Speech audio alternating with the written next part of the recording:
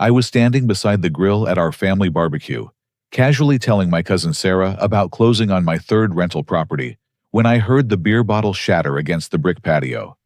My brother Jason stood 10 feet away, face crimson with rage, screaming that I was showing off and trying to make him look bad. Mom burst into tears. Dad froze with his tongs halfway to the chicken, and our entire extended family stared in stunned silence. Then, Grandpa Walter started laughing, that slow, knowing chuckle that always meant trouble. He looked straight at Jason and said something that made everyone's jaw drop. "My name is Ted, and I am 32 years old. I work as an electrical contractor here in suburban Baltimore, Maryland.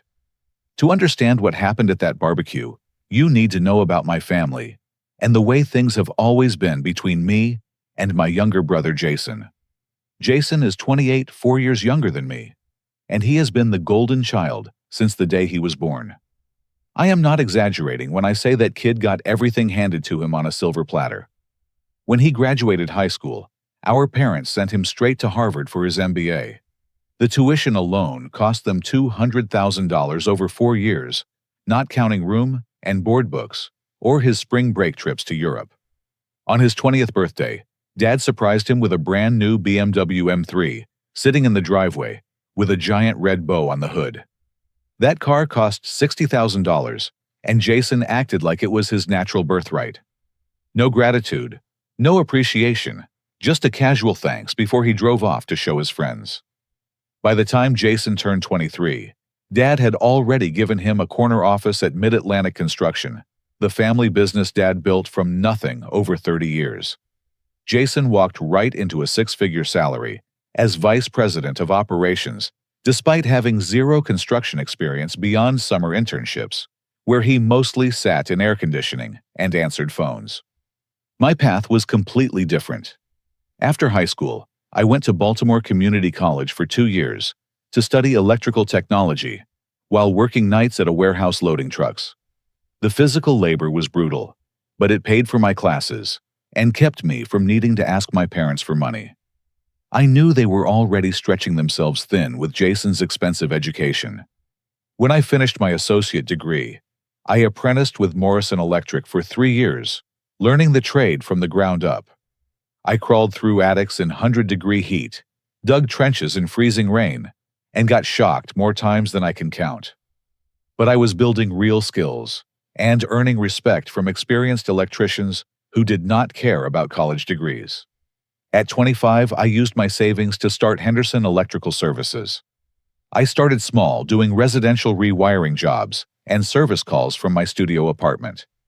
I drove a used Ford van that I bought for $8,000 cash, and I lived on peanut butter sandwiches for months to keep my overhead low. The family dynamics in our house were always crystal clear. Mom Linda is an elementary school teacher who constantly worried about Jason's stress levels. She would fret if he had too much homework, if his professors were too demanding, or if work pressures were affecting his sleep. Dad Robert groomed Jason as his heir, a parent from the beginning, bringing him to construction sites and teaching him to read blueprints while I was still playing with toy trucks. I learned early to stay invisible and avoid comparisons. When Jason brought home report cards with straight A grades, the family celebrated with dinner at expensive restaurants. When I earned my electrical license and started my own business, Dad nodded approvingly, but immediately shifted the conversation back to Jason's latest accomplishment at Harvard. The favoritism was not malicious, just deeply ingrained. Jason was the future of the family name, the one who would take over the business and carry on Dad's legacy.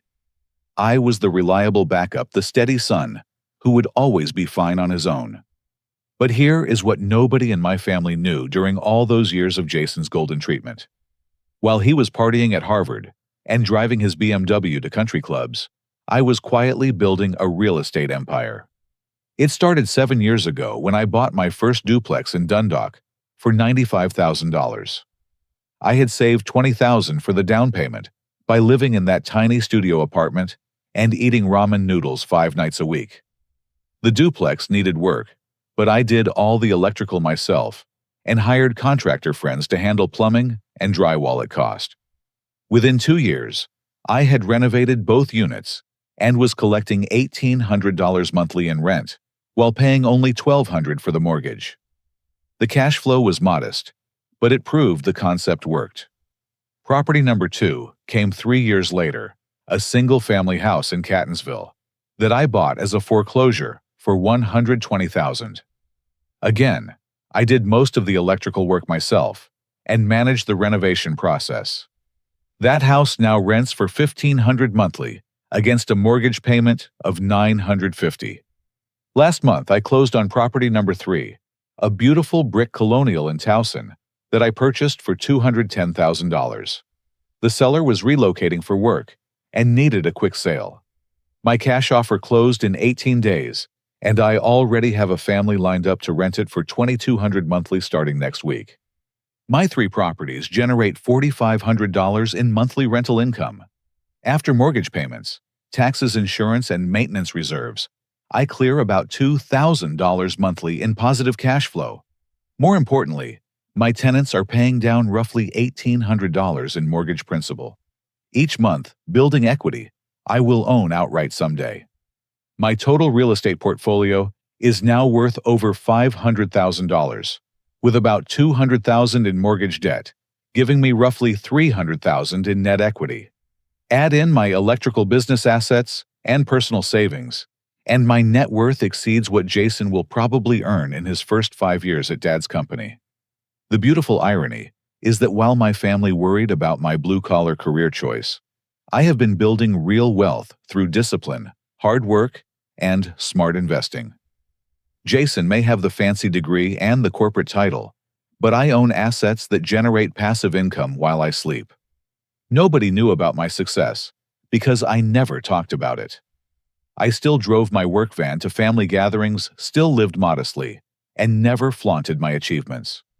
I figured my financial independence was my own business, and I had no desire to create family drama by upstaging the golden child. That strategy worked perfectly until this afternoon, when I casually mentioned my latest property purchase to cousin Sarah, while flipping burgers at our monthly family barbecue.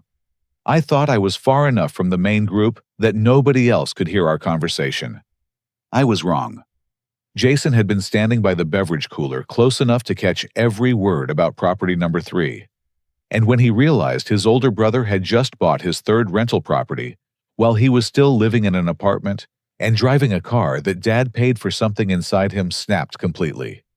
The beer bottle Jason hurled missed my head by inches and exploded against the brick barbecue pit, sending glass shards flying across the patio. The sharp crack of breaking glass cut through the afternoon conversations, and suddenly, 20 family members were staring at us in shocked silence. Jason's face had turned a deep shade of red that I had only seen a few times in our childhood, usually right before one of his legendary tantrums. His hands were clenched into fists at his sides, and his voice came out as a strangled shout. "Are you kidding me right now, Ted? Are you seriously standing there bragging about buying properties like some kind of real estate mogul? This is what you do now. Show up to family gatherings just to make everyone else look bad." Mom immediately rushed over from the picnic table where she had been arranging potato salad, her face already crumpling with distress. "Jason, honey, please calm down. Ted was just talking to Sarah about his business. There's no need to get upset." But Jason was far beyond calm. He started pacing back and forth on the concrete patio, gesturing wildly with his hands as his voice got louder and more accusatory. "No need to get upset. Mom, do you not see what he is doing here? Ted has always been jealous that I got to go to Harvard, that I have a real career, that Dad trusts me with important responsibilities. So now, he is making up stories about owning multiple properties to try to compete with me." I stood perfectly still by the grill tongs in my hand, watching my brother unravel in front of our entire extended family. Part of me wanted to defend myself, to explain that I was not making anything up, or trying to compete with anyone. But a bigger part of me was fascinated by this glimpse into Jason's actual thought process. Dad had abandoned the chicken completely, and was walking toward us with his stern business expression, the one he used when dealing with difficult subcontractors. "Ted, I think you need to explain where you got the money for 3 rental properties. Your electrical business is barely 5 years old. Those numbers do not add up." The accusation in his voice stung more than Jason's tantrum. Dad was essentially calling me a liar, in front of everyone, assuming that his golden child must be right, and I must be exaggerating or fabricating my success. Our extended family had formed a loose semicircle around the drama, unsure whether to intervene or retreat to safety. Aunt Carol was whispering urgently to Uncle Mike near the potato chip table. Cousin Danny, who is 16 and always has his phone out, had started recording the argument with obvious excitement. "I want to see proof." Jason continued, his voice taking on that entitled tone he had perfected over years of getting his way. "If you really own 3 properties, show us the paperwork. Show us bank statements. Because I think you are full of garbage, Ted." That is when something shifted inside me. Maybe it was hearing my own brother call me a liar in front of people I care about. Maybe it was realizing that Jason genuinely believed I was incapable of achieving anything without his help or approval. Or maybe it was just 28 years of accumulated resentment finally reaching the surface. I pulled my phone from my back pocket and opened my banking app with deliberate calm. "You want proof? Jason here is proof." I turned the screen toward him and scrolled through my business checking account, showing deposits from rental properties and my electrical contracting jobs. Then, I opened my investment account and showed him my portfolio balance. Finally, I pulled up the photos I had taken of all 3 property deeds after each closing. Jason's face went completely white as he stared at the numbers on my phone screen. His mouth opened and closed a few times, but no words came out. I could see him trying to process the fact that his underachieving older brother had accumulated more wealth than he could imagine. "That cannot be real," he finally whispered, but his voice had lost all its conviction. "Net worth of about $320,000. I said quietly, putting my phone back in my pocket. "The electrical business generates roughly $8,000 monthly after expenses, and the rental properties add another $2,000 in cash flow. I have been building this for 7 years, while you were in school, and getting started at Dad's company." The silence that followed was deafening. I could hear traffic from the street birds chirping in the oak tree, and the distant sound of a lawnmower running somewhere in the neighborhood. But nobody in our family said a word. Then Jason's shock transformed back into rage, but now it had a desperate edge that made it even more unsettling. He started walking toward the house, probably to escape the humiliation, but he was so flustered that he did not see the aluminum lawn chair that Cousin Sarah had moved earlier. His foot caught the chair leg, and he went down hard, his head striking the concrete patio with a sickening thud. Blood immediately started flowing from a gash above his left eyebrow, and Mom started screaming. "Oh my God, Jason, Robert, call 911. He is bleeding everywhere." Dad knelt beside Jason, who was conscious but dazed, pressing a kitchen towel against the cut while trying to determine if he had a concussion. There was definitely going to be a trip to urgent care for stitches and probably x-rays to make sure his skull was intact. As Dad helped Jason to his feet and guided him toward the car, my brother looked back at me with pure hatred in his eyes. "This is not over, Ted. Not even close." But I was not thinking about Jason's threats as I watched them drive away. I was thinking about how this single moment had just changed everything between us, and wondering if there would be any going back to the way things used to be. What I did not know was that the real revelations were just getting started. With Dad and Jason gone to the urgent care clinic, the backyard felt strangely quiet, despite 15 people still milling around the picnic tables. Mom had stopped crying, but kept dabbing at her eyes with tissues, while apologizing to everyone for the disruption. "I am so sorry about this," she kept saying to our relatives. "Jason has been under tremendous stress at work lately. The construction business is very demanding, and I think the pressure just got to him today." I was cleaning up the broken glass with a dustpan when Mom approached me near the barbecue pit. She looked exhausted, like she had aged 5 years in the last 20 minutes. "Ted, can I talk to you privately for a minute?" We walked to the far corner of the yard, away from the extended family, who were pretending not to watch our every move. Mom leaned against the fence, and looked down at her hands before speaking. I need to tell you something about Jason that your father does not want anyone to know. We have been dealing with some financial problems related to his gambling. The words hit me like a physical blow. Gambling. Jason had never mentioned anything about sports betting or casino games during our conversations. But as I thought about it, I realized Jason and I rarely had real conversations about anything substantive. What kind of gambling, Mom? Linda sighed deeply and looked toward the house, as if making sure nobody could overhear us. It started with fantasy football leagues in college, just small amounts with his fraternity brothers. But over the past 2 years, it has escalated to online sports betting. He has lost significant amounts of money, Ted. She paused and wiped her eyes again before continuing. Last winter, Jason came to us in tears, saying he owed $15,000 to his bookie and needed help immediately. Your father took out a second mortgage on this house to cover the debt. I felt like the ground was shifting beneath my feet. My parents had mortgaged their home to pay Jason's gambling debts, and they never told me anything about this family crisis. That is not all, Mom continued. 3 months ago, Jason came back asking for another $8,000. This time he said he had a sure-thing investment opportunity that would pay back double within 30 days. Your father gave him the money from the business operating account. Did the investment pay off? Mom shook her head. There was no investment, Ted. It was another gambling debt. Jason lied to us directly, looked your father in the eye, and made up an elaborate story about a commercial real estate deal that needed quick funding. I stared at my mother trying to process this information. The golden child, the Harvard MBA, the future of Dad's business, had been lying and stealing to feed a gambling addiction that was destroying our family's financial security. Why did not you tell me about this? Your father was adamant that we handle it within the immediate family.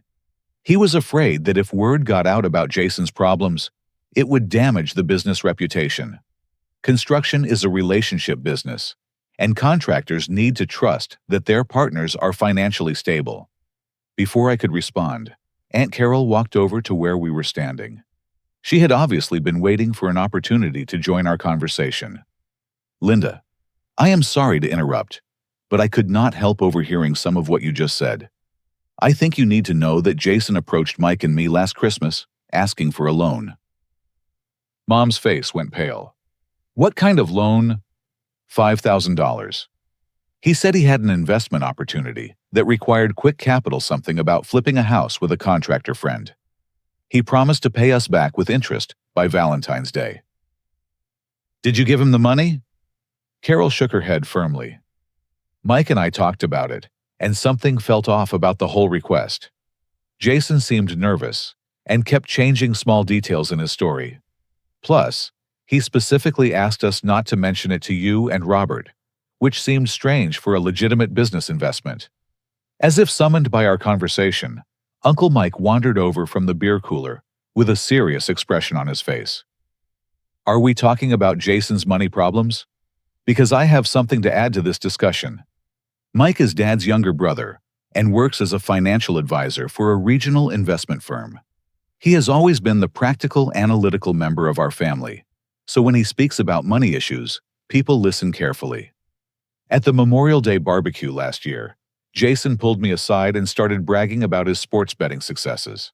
He claimed he had developed a system for predicting football outcomes that was earning him thousands of dollars monthly. Mike paused and took a sip of his beer before continuing.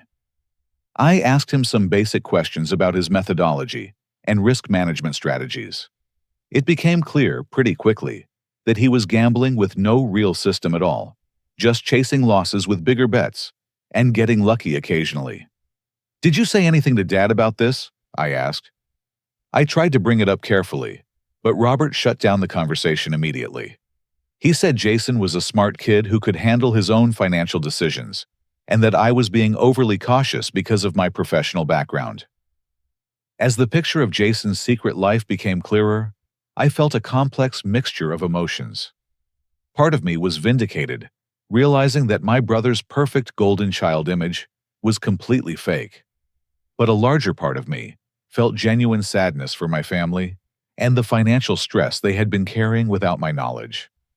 "There is more," Mom said quietly. "Last week, Jason asked your father for another $12,000. He claimed his car needed major engine work, and he did not have the cash to cover it. But when I drove past his apartment complex yesterday, I saw the BMW parked outside looking perfectly fine." The scope of Jason's deception was staggering. He had been systematically lying to our parents, manipulating their love and concern to fund his gambling habit, while destroying their financial security in the process. Just then, my cousin Sarah approached our group with an uncomfortable expression on her face. "I am really sorry to interrupt, but I think there is something else you all need to know about Jason." We turned to look at her expectantly. 6 months ago, Jason asked me for a loan to cover his credit card debt. He said he had overspent during the holidays and just needed a short-term bridge until his next bonus check arrived.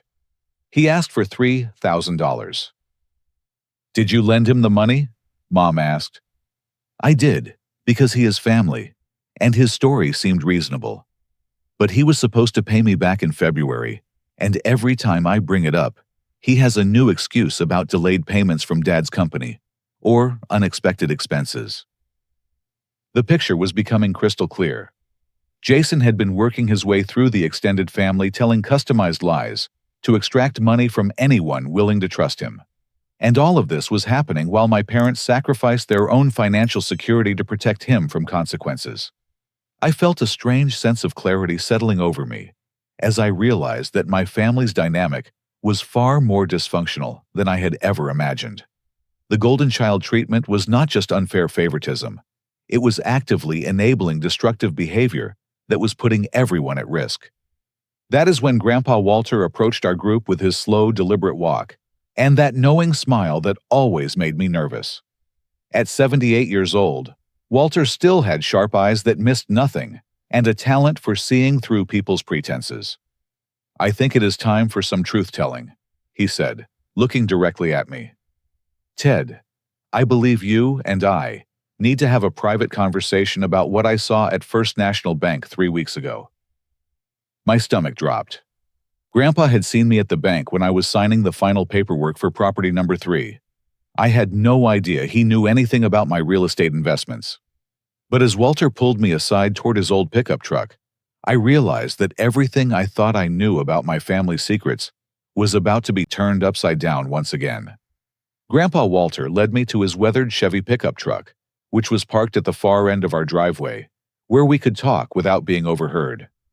He lowered the tailgate and motioned for me to sit beside him while he pulled a manila folder from behind the driver's seat. "Ted, I have been waiting for the right moment to have this conversation with you, and I think that moment just arrived." He opened the folder and spread several documents across the tailgate. I immediately recognized bank statements, but they were not mine. These statements belonged to Walter himself, showing his savings and checking account balances. For the past 40 years, I worked as a machinist at Bethlehem Steel, earning an honest wage and saving every penny I could spare. Most people assumed I was just getting by on my pension and Social Security, but I was actually accumulating a substantial nest egg. I looked at the bank statements more carefully and felt my eyes widen in shock. Walter had over $400,000 in various savings accounts, plus a paid-off house, and significant investments in treasury bonds and blue-chip stocks. "Grandpa, I had no idea you had saved this much money." He chuckled and folded the bank statements back into the folder. "That was intentional, son. I learned a long time ago that family members behave differently when they know you have money. So I kept my financial situation private and watched how people treated me when they thought I had nothing to offer them." Walter fixed me with his sharp gaze before continuing. "But the real reason I wanted to talk to you is because I know about your real estate investments. 3 weeks ago, I was at First National Bank making a deposit when I saw you signing paperwork with the commercial lending officer. I recognized the property documents because I helped your grandmother buy rental properties back in the 1970s. I felt heat rising in my cheeks, embarrassed that I had been caught." I was not trying to hide anything from you specifically, Grandpa. I just did not want to create family drama by talking about my success when Jason was struggling. Struggling. Walter laughed, but there was no humor in the sound. Ted, your brother has not been struggling with anything except his own character flaws. And I know that better than anyone else in this family. He pulled another folder from his truck and opened it to reveal a different set of bank statements. These showed regular withdrawals, ranging from $500 to $3,000, all marked as transfers to Jason Henderson. Over the past 2 years, I have given Jason $28,000 in what he called emergency loans. Every few months, he would show up at my house with a new sob story about unexpected expenses, investment opportunities, or temporary cash flow problems. Walter flipped through the statements, pointing to specific transactions. Here is $1,500 for a security deposit on a better apartment that he claimed would help his career prospects. Here is $2,000 for a computer and software that he needed for his work at your father's company. Here is $3,000 for a business suit and professional wardrobe that would help him land bigger clients. Did any of those things actually happen? Not a single one, Ted. Jason is still living in the same apartment he had 2 years ago. He is still using the same laptop your parents bought him for college. And he wears the same 3 suits to work every week that he has owned since graduating from Harvard. The betrayal was staggering. Jason had been systematically lying to our grandfather, manipulating the old man's generosity to fund his gambling addiction. And Walter had been quietly documenting every transaction while watching his grandson dig himself deeper into deception.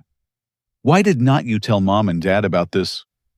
Walter sighed and looked toward the house where the family was still gathered around the picnic tables. Because your father specifically asked me to help Jason without making a big production about it. Robert came to me last spring and explained that his son was having some financial difficulties. He asked if I could provide discreet assistance to help Jason get back on his feet. So Dad knew you were lending money to Jason. He knew about the first few loans, but I stopped telling him after I realized Jason was lying about what he needed the money for. At that point, I decided to let Jason keep digging his own hole while I gathered evidence of his true character. Walter pulled out one more document, a copy of his last will and testament with several recent amendments highlighted in yellow. Originally, I planned to leave my estate equally divided between you and Jason. The house, the savings, the investments, everything split 50-50 between my 2 grandsons. He pointed to the highlighted sections showing the recent changes. But after watching Jason's behavior over the past 2 years, I have modified my will significantly. Jason will receive $5,000 as a token inheritance. Everything else goes to you, Ted, because you are the only grandson who has demonstrated integrity, work ethic, and genuine character. I stared at the will amendment, struggling to process this information.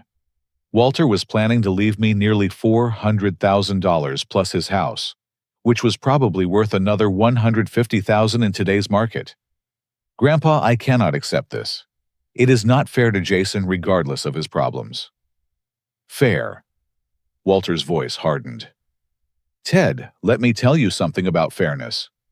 Fair is when a young man works nights to pay for his education, starts his own business from nothing, and builds real wealth through discipline and smart decisions. Fair is when someone takes care of his family without asking for handouts or making excuses. He gestured toward the house where Jason had exploded less than an hour earlier. What happened at this barbecue today was not an accident, son. I have been watching your brother for 2 years, waiting to see if he would take responsibility for his choices and start behaving like an adult. Instead, he has gotten worse. What do you mean it was not an accident? Walter smiled that knowing smile again. Ted, I have been a machinist for 40 years. We measure twice and cut once, and we always think 3 steps ahead. When I started laughing after Jason threw his tantrum, it was not because I thought his behavior was funny. Then why were you laughing? Because I had been waiting months for the right opportunity to expose the truth about both of my grandsons. When I heard you mention your third property to Sarah, and I saw Jason's reaction, I knew the moment had finally arrived. Walter stood up from the tailgate and looked toward the house. What I said to Jason after he threw his beer bottle was calculated to accomplish exactly what it did. I wanted your entire family to see the contrast between a grandson who has earned his success and a grandson who has been given everything but learned nothing. Before I could ask what he had actually said to Jason, we heard Dad's car pulling into the driveway. The driver's side door slammed, and I could see Jason getting out of the passenger seat with a large bandage covering his forehead and the beginning of what was clearly going to be an impressive black eye. "Here we go," Walter said quietly. "Time for round 2 of today's family drama. And Ted, I have a feeling this next conversation is going to be even more interesting than the first one." As Jason walked toward the backyard with obvious anger still radiating from his posture, I realized that Grandpa Walter had orchestrated this entire confrontation as a test of character. And based on the evidence spread across his truck tailgate, Jason was failing that test spectacularly. What I did not know was that my brother's next move would cross a line that none of us saw coming. Dad and Jason returned from urgent care with Jason sporting 6 stitches across his forehead and a black eye that was already turning deep purple. But instead of being humbled by his accident, Jason seemed even more agitated than when he had left 2 hours earlier. He walked straight up to me without acknowledging anyone else in the family. "I want an apology, Ted. Your showing off with your fake property stories caused me to get hurt, and I expect you to take responsibility for that." I stared at my brother in disbelief. "Fake property stories, Jason. I showed you bank statements and property deeds. There was nothing fake about any of it. I do not care what documents you showed me.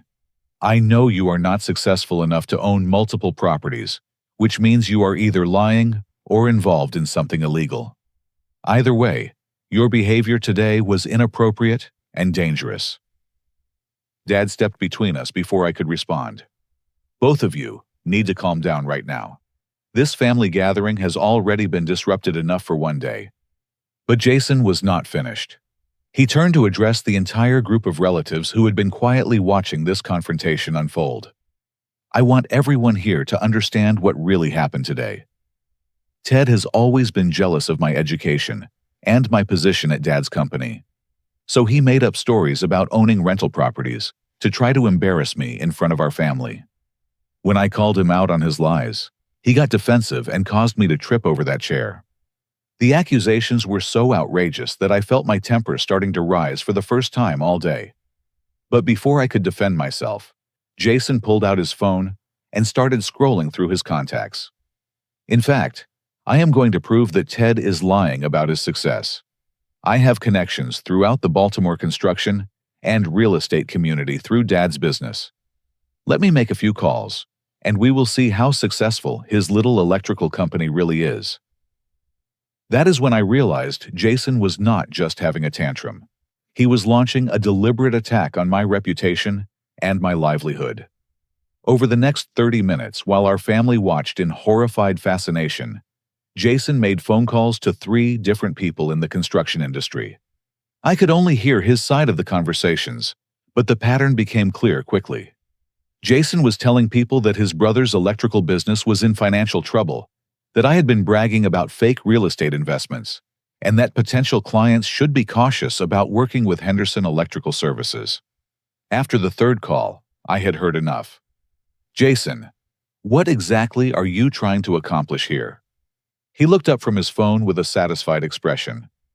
"I am protecting our family's reputation by making sure people understand the truth about your situation. Dad's business relationships are too important to be damaged by your exaggerations and lies." That evening, after the family gathering had ended in awkward tension and everyone had gone home, I started making phone calls of my own. What I discovered over the next few days made me realize that Jason's campaign against my business had actually started months earlier. Tom Bradley, the general manager at Baltimore Electric Supply, told me that someone had been asking questions about my credit status and payment history with their company. The person claimed to be conducting due diligence for a potential business partnership, but Tom found the inquiry suspicious and refused to provide any information. Sarah Mitchell, who runs a property management company that I had been hoping to work with, mentioned that she had heard rumors about my business having cash flow problems. When I asked where she had heard this, she said it came from someone connected to Mid-Atlantic Construction, who warned her that I was over-leveraged on real estate investments and might not be able to complete electrical projects on schedule. Most disturbing of all, I discovered that someone had been posting negative reviews about Henderson Electrical Services on multiple online platforms using fake names and email addresses. The reviews claimed that I had failed to complete jobs, overcharged customers, and provided substandard work quality. When I traced the IP addresses of these fake reviews through my web developer, they all originated from computers at Mid-Atlantic Construction during normal business hours. Jason had been using Dad's company resources to sabotage my business reputation systematically. But the real revelation came when I called my banker to discuss financing options for property number 4. During our conversation, Jennifer Walsh mentioned that someone had contacted the bank several weeks earlier, asking about my loan status and financial position. Obviously, we could not provide any specific information due to privacy regulations, Jennifer explained. But the caller seemed surprised to learn that you had strong credit and significant assets. He claimed to be your brother and said he was concerned that you might be taking on too much debt. Jason had been conducting a comprehensive investigation into my financial situation, using Dad's business connections and family relationships to gather intelligence about my success. And when he realized that I actually was prosperous and financially independent, he had launched a coordinated campaign to destroy my reputation and undermine my business relationships. The scope of his manipulation was breathtaking. He was not just lying to our family about his gambling debts. He was actively sabotaging my livelihood out of jealousy and resentment. That weekend, I decided to fight back. I contacted an attorney who specializes in business defamation cases and provided him with documentation of the fake reviews, the suspicious inquiries to my banker, and testimony from several business contacts about Jason's reputation attacks. I also hired a private investigator to document Jason's online gambling activities and track his financial transactions. Within 1 week, we had assembled a comprehensive picture of his addiction and the scope of money he had stolen from family members. But the real breakthrough came when the private investigator discovered that Jason had been using Dad's business credit accounts to place massive sports bets through offshore gambling websites. The total amount involved was staggering $85,000 in unauthorized charges over the past 8 months.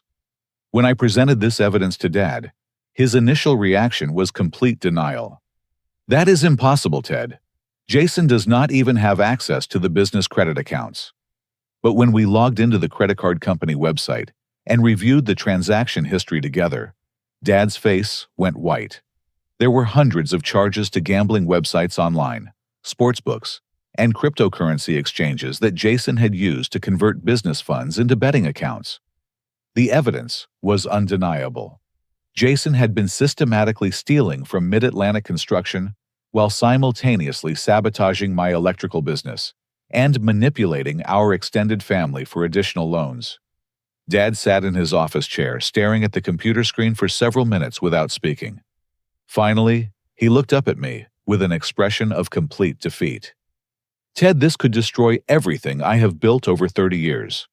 If our bonding company finds out about these unauthorized charges, they will cancel our coverage immediately.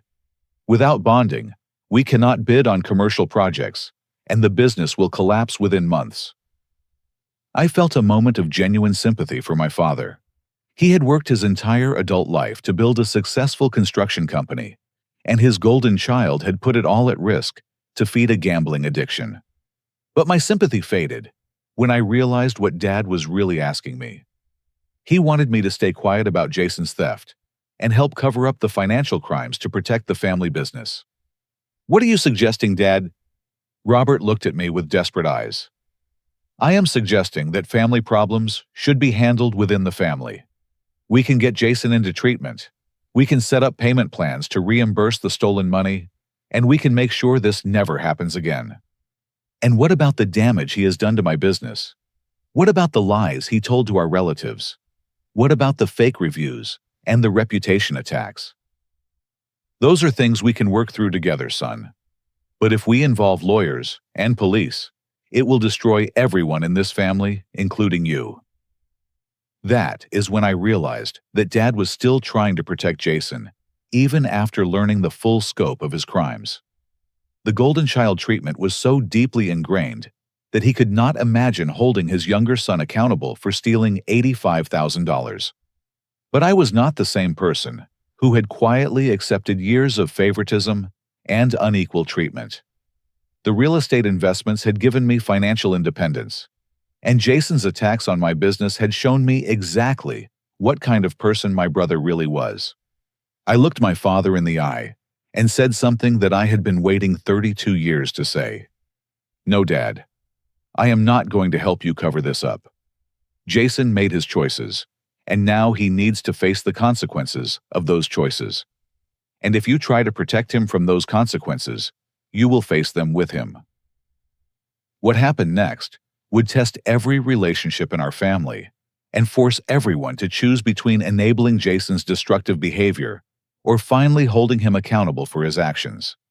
The emergency family meeting took place the following Sunday at my parents' house, but this time, Jason was not invited.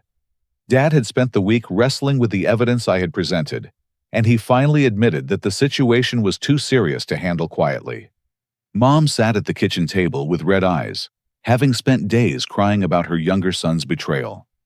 Dad looked like he had aged 10 years, and Grandpa Walter wore the expression of someone who had been proven right, but took no pleasure in the vindication.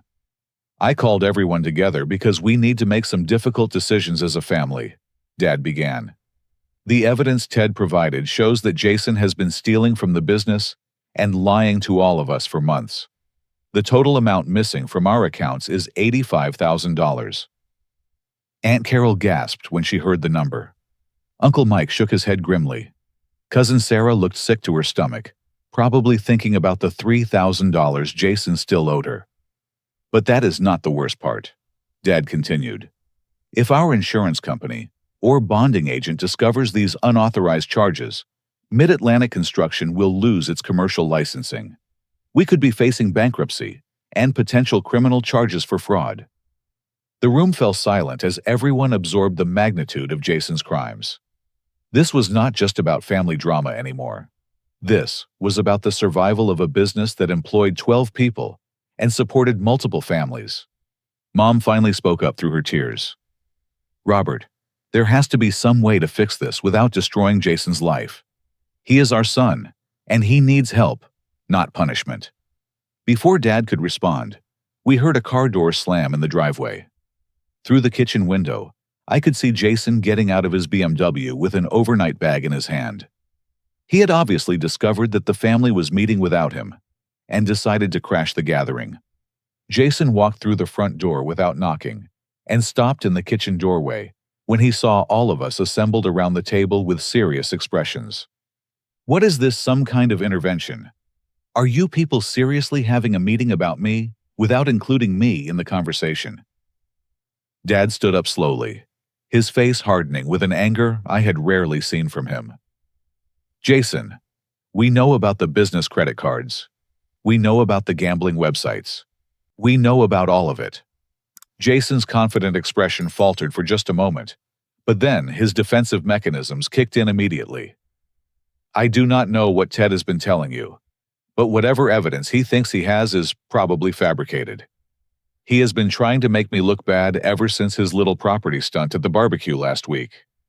$85,000, Jason.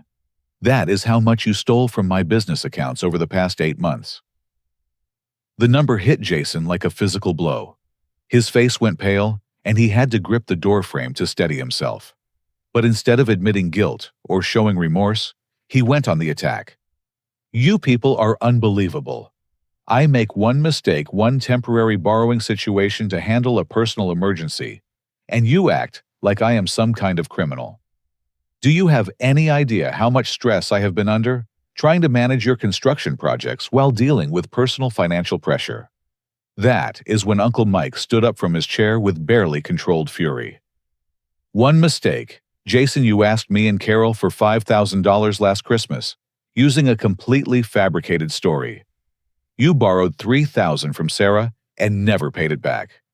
You took $28,000 from your grandfather over 2 years by lying about your expenses. Jason's defensive strategy was falling apart as family members started sharing their individual experiences with his manipulation. But instead of backing down, he doubled down on his entitlement and victimhood. Fine, maybe I borrowed some money from family members. But that is what families do. They help each other during difficult times. And compared to everything this family has invested in Ted's fake success story, my temporary loans are insignificant. Fake success story. Grandpa Walter finally spoke up from his corner of the kitchen. Son, your brother owns 3 rental properties worth over $500,000 and runs a profitable electrical business. The only thing fake in this room is your version of reality. That is when Jason made his final desperate play, the move that would irreversibly damage his relationship with everyone in our family.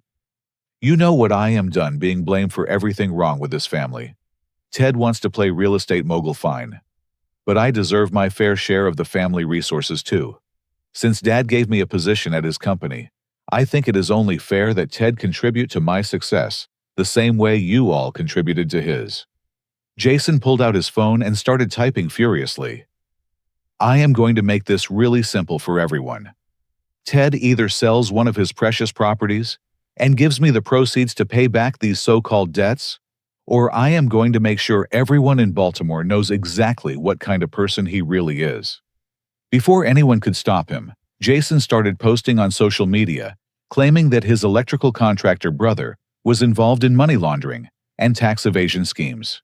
He tagged local news outlets, construction industry groups, and community business organizations in posts that accused me of financial crimes and fraudulent business practices. Jason stopped this immediately. Dad commanded, but Jason was beyond reason now. No, I will not stop.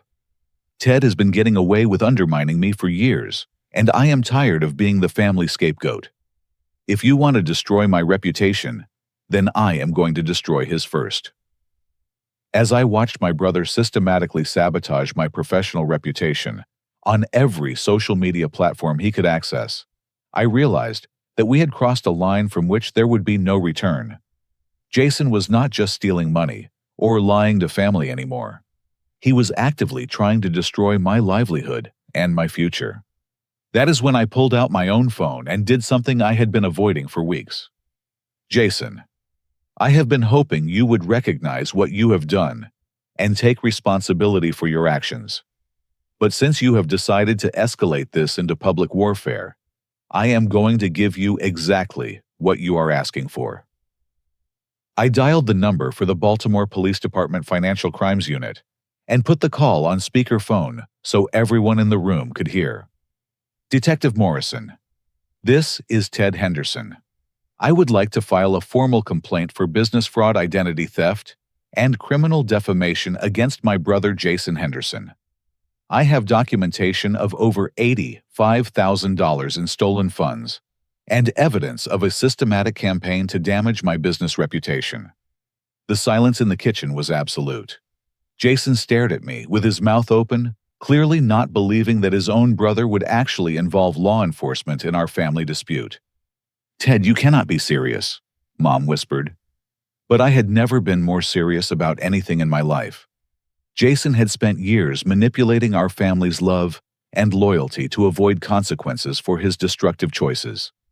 And now, he was trying to destroy everything I had worked for, rather than take responsibility for his own failures. Detective Morrison, I can be at your office within the hour with all the relevant documentation. And I believe my father will be accompanying me to provide evidence of the theft from his business accounts. As I ended the call and looked around the room at my family's shocked faces, I realized that this was the moment everything would change forever. The golden child era was finally over, and real accountability was about to begin. The next 18 months transformed our family in ways none of us could have predicted. Jason's arrest made the local business news when the FBI Financial Crimes Unit took over the case from Baltimore police. It turned out that using business credit accounts for online gambling constituted federal wire fraud, especially when the amounts exceeded $50,000. Jason initially hired an expensive defense attorney using money from his BMW sale, but the evidence against him was overwhelming. Bank records, IP address logs, gambling website transactions, and testimony from multiple family members created an airtight case for prosecution. His attorney eventually negotiated a plea bargain. Jason would serve 2 years in federal minimum security prison, pay full restitution to Dad's business and all family members, and complete a residential gambling addiction treatment program upon his release. The day Jason was sentenced, he finally broke down in court and offered genuine apologies to our family for the first time in his life. Through tears, he admitted that his gambling addiction had consumed his thinking for years, and that he had justified increasingly destructive behavior by blaming everyone else for his problems. "Your Honor, I want to take full responsibility for my actions," he said during his statement to the judge. "I lied to people who loved me. I stole money from my father's business, and I tried to destroy my brother's reputation because I was jealous of his success and ashamed of my own failures." While Jason served his sentence, the rest of us began the difficult work of rebuilding trust and establishing healthier family dynamics. Dad entered counseling to address his enabling behaviors and learn how to set appropriate boundaries with his children. Mom joined a support group for families affected by gambling addiction. I made a decision that surprised everyone, including myself. When Dad's construction company faced potential bankruptcy due to Jason's theft and the resulting insurance complications, I offered to buy the business from him at fair market value. "Ted, you do not understand how complicated this industry can be," Dad warned me during our negotiations. "Construction is completely different from electrical contracting." But I had been studying the business for months, and I could see opportunities that Dad had missed. By integrating electrical services with general construction and focusing on energy-efficient building systems, we could differentiate ourselves from traditional contractors. The purchase went through 6 months after Jason's sentencing. I kept Dad on as general manager with a guaranteed salary, but removed him from all financial decision-making responsibilities. I hired a professional bookkeeper, implemented new accounting systems, and established strict protocols for business expenditures. Within 1 year, Henderson Construction and Electrical Services had grown from 12 employees to 22. We landed 3 major commercial contracts worth over $2 million combined, and our reputation for quality work and financial stability attracted new clients throughout the Baltimore metropolitan area. I also expanded my real estate portfolio, purchasing 2 more rental properties and a small office building that I converted into headquarters for our combined businesses. By age 34, my net worth exceeded $800,000, and I was generating passive income from 5 rental properties, plus active income from the construction company. But the most meaningful change in my life was meeting Jennifer Walsh, the banker who had helped me finance my real estate investments. During one of our business meetings, we discovered a shared interest in renovating historic properties, and our professional relationship gradually developed into something personal. Jennifer brought stability and perspective to my life that I had not realized I was missing. She understood business and finance, but she also helped me see that success meant more than just accumulating assets. We started dating seriously 8 months after Jason's sentencing, and she moved in with me the following spring. When Jason was released from prison after serving 20 months, he was a completely different person.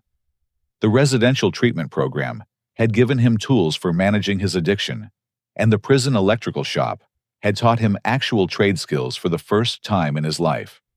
He approached me carefully at his first family gathering after release, unsure how I would react to seeing him again. "Ted, I know I have no right to ask for your forgiveness," he said privately, while we stood on the patio where his tantrum had started this entire ordeal. But I want you to know that I understand now what you accomplished with your business and your investments. I was wrong to be jealous, and I was completely wrong to try to sabotage your success. I studied my brother's face looking for signs of the old entitlement and manipulation. Instead, I saw genuine humility and hard-earned wisdom from someone who had lost everything and was slowly building his life back from the ground up. Jason, I forgive you. But forgiveness does not mean forgetting. If you want to rebuild our relationship, it has to be based on honesty and mutual respect from now on. We shook hands, and for the first time in our adult lives, it felt like we were meeting as equals. Jason found work with an electrical contractor in Frederick, Maryland, about an hour from Baltimore. He rented a modest apartment, drove a used Toyota Corolla, and attended Gamblers Anonymous meetings 3 times per week. Every month, he sent payment to Dad's business and to family members as part of his restitution agreement. 2 years after his release, Jason called to ask if I had any entry-level electrical positions available at my company. His boss in Frederick was retiring, and he was hoping to move back closer to the family while continuing his recovery.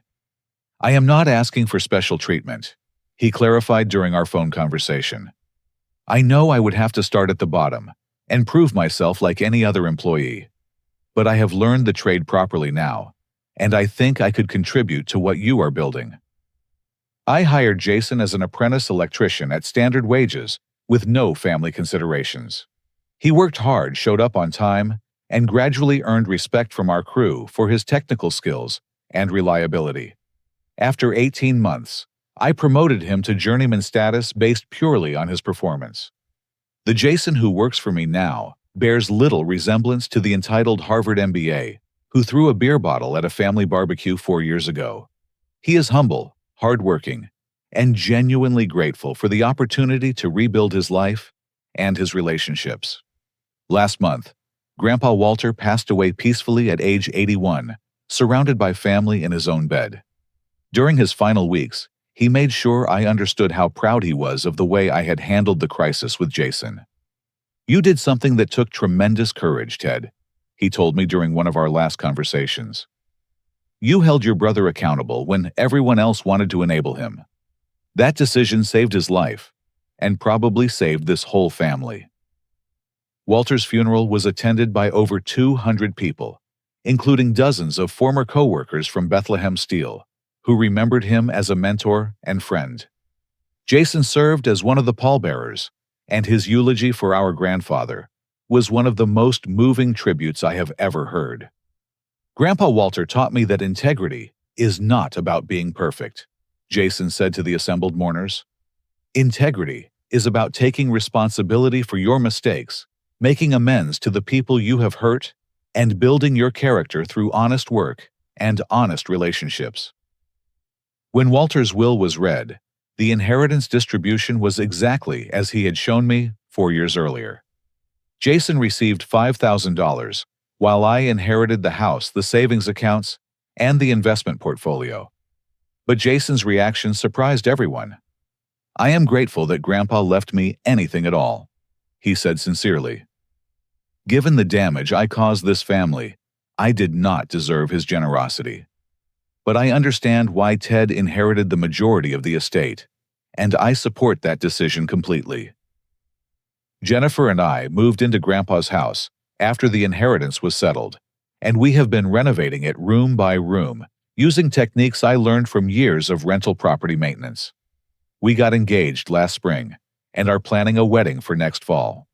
Dad has thrived in his role as general manager without the stress of financial decision-making. He focuses on what he does best, managing construction crews and maintaining client relationships, while I handle strategic planning and business development.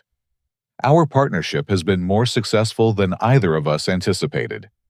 Mom has become an advocate for families affected by gambling addiction, speaking at support groups and community events about the warning signs of compulsive behavior and the importance of tough love when dealing with addicted family members. Last weekend, we held our annual family barbecue at the same house where Jason's explosion had changed everything 4 years earlier. But this time, The conversations were honest, the relationships were genuine, and nobody was hiding financial secrets or gambling debts.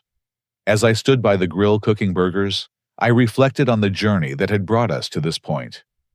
The golden child favoritism that once dominated our family dynamic had been replaced by authentic relationships based on earned respect and genuine accomplishment.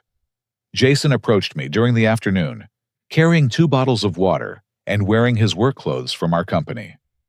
"Ted, I know I have thanked you before for giving me a chance to work for your company, but I want to say it again. You could have shut me out of your life completely after everything I did. The fact that you were willing to let me earn my way back into this family means everything to me." Jason, you earned your way back through your own choices and your own hard work. All I did was give you an opportunity to prove that you had changed.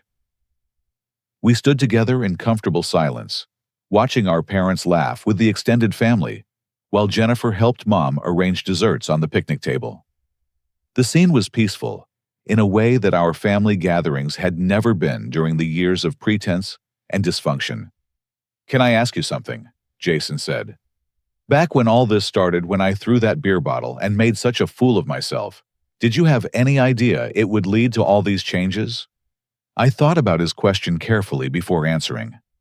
"Honestly, no. I was just tired of hiding my success to protect your feelings.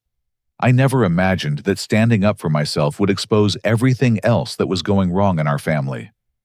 But you are glad it happened." I looked around the backyard at our family members who were finally able to enjoy each other's company, without walking on eggshells or enabling destructive behavior. I thought about my thriving business, my real estate portfolio, my engagement to Jennifer, and my relationship with a brother who had learned accountability and humility through consequences and hard work. Yes, Jason, I am glad it happened, because the truth, even when it is painful, is always better than living with lies and pretenses. The life lesson that emerged from our family crisis is one that I carry with me every day. Success that is earned through integrity and hard work will always be more meaningful than success that is given as a gift. Golden children often become tarnished adults because they never learn the value of struggle, the importance of accountability, or the satisfaction that comes from overcoming real challenges. Sometimes the greatest gift you can give someone is refusing to enable their destructive behavior and allowing them to face the natural consequences of their choices. It may feel cruel in the moment, but it offers them the opportunity to develop genuine character and authentic self-respect. True family loyalty is not about protecting people from the results of their bad decisions. True loyalty is about loving someone enough to tell them the truth, even when that truth is difficult to hear and even more difficult to accept. The golden child in our family eventually learned that real gold is forged through fire pressure and time. And the son who was overlooked and underestimated discovered that building your own success from the ground up creates a foundation that nobody can ever take away from you. As our family barbecue continued into the evening, I realized that we had all learned something valuable about the difference between privilege and achievement, between entitlement and gratitude, and between enabling love and tough love. The beer bottle that Jason threw 4 years ago shattered more than glass. It shattered the illusions and pretenses that had been holding our family back from genuine happiness and authentic relationships. And from those broken pieces, we built something stronger, more honest, and infinitely more satisfying than what we had before. Now I want to hear from you. Have you ever had to choose between family loyalty and doing what you knew was right? Have you experienced favoritism in your own family, either as the golden child or as the overlooked sibling? How do you think parents should handle situations where one child's problems are affecting the entire family's well-being? Share your thoughts and experiences in the comments below. If this story resonated with you, please hit the like button and subscribe for more real-life stories about family dynamics, personal growth, and the courage it takes to stand up for what is right. And if you know someone who might benefit from hearing this story, please share it with them. Thank you for listening to my family's journey from dysfunction to healing. I hope our experience helps you navigate whatever challenges you might be facing in your own relationships. Remember, the truth may be painful in the short term, but it is always the foundation for genuine happiness and lasting peace.